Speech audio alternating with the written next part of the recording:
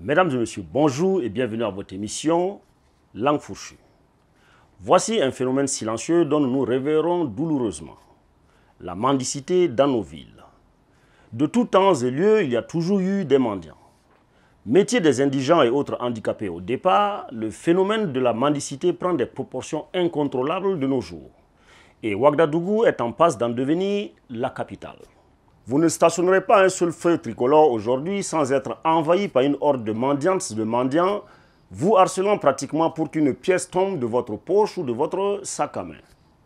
De ces mendiants, le plus choquant, ce sont ces enfants entraînés au métier dès leur plus jeune âge et qui rivalisent de mise en scène dramatique pour vous estorquer des sous, souvent sous un soleil de plomb et sur des avenues où le risque d'accident ne manque pas. Avec la crise sécuritaire que traverse le pays des hommes intègres et quelques autres pays voisins, le recrutement dans ce corps de métier a connu un bond significatif. Des familles entières se retrouvent dans les rues de Ouaga pour travailler. Le seul et réel problème dans tout ça, c'est qu'une bonne partie de ces mendiants ne sont pas plus indigents que la plupart des Burkinabés qui jonglent la longueur de journée pour joindre les deux bouts, des bouts d'ailleurs qui s'éloignent chaque jour un peu plus. Du phénomène des faux jumeaux, ces enfants mis en location par des parents sans foi ni loi pour développer le business, aux dames et jeunes femmes s'habillant en haillons pour toucher votre cœur, tout y passe. Il n'y a de mendiants que vous qui leur donnez des pièces à longueur de journée, pensant faire œuvre de charité et ainsi soulager un tant soit peu vos consciences à travers une rémission hypothétique de vos péchés. Parce que oui, les mendiants modernes, avec plus de style en jeu d'acteur que leurs compères du temps jadis, n'en veulent qu'à vos jetons. Ils se font d'ailleurs de plus en plus rares, ces mendiants qui acceptent de la nourriture de vos mains parce que leur réel problème n'est pas en réalité la faim, mais beaucoup plus de se faire un salaire. Et certaines pièces de notre système monétaire tendant à disparaître, ces ponctionnaires d'un nouveau type se retrouvent riches comme Crésus.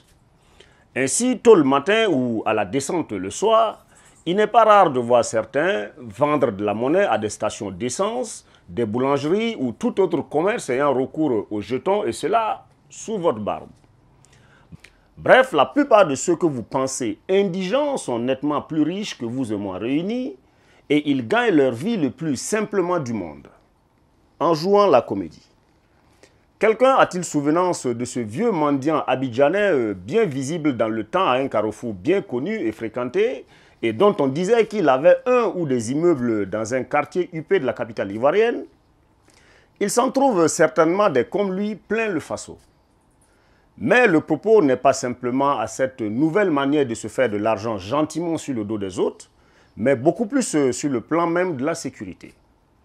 Parce que, certainement, ce phénomène pose réellement un sérieux problème de sécurité. Juste sur le plan de la sécurité routière, combien de fois les slaloms des mômes entre les véhicules en stationnement au feu tricolore perturbent la circulation, et ce, sous le nez et la barbe des forces du désordre censées réglementer la circulation. Très récemment, dans une bourgade du pays et même dans la capitale, des mendiants juchés sur des dromadaires se sont, semblerait-il, avérés beaucoup plus dangereux qu'ils ne le paraissaient. S'il faille que nous continuions à expier nos péchés, ce n'est certainement pas en encourageant la mendicité que nous recevrons l'onction divine. Et il faut que les autorités en charge de la sécurité, des cultes et de l'action humanitaire se planchent sérieusement sur la question.